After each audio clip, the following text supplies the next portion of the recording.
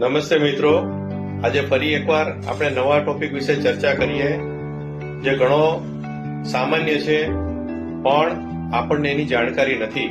તે ટોપિક છે પગંદર અથવા ફિસ્યુલા ઇન એનો.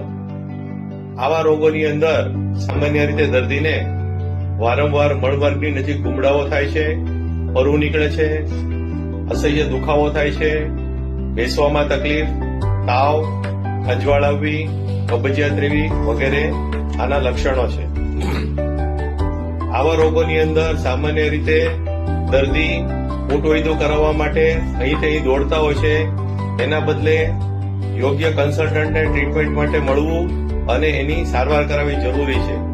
સોશિયલ મીડિયા, ગૂગલ પર અધકચરી મેળવેલી માહિતી આપણને નુકસાન કરી શકે છે, તો તેની યોગ્ય કન્સલ્ટન્ટ પાસે સારવાર કરાવવી.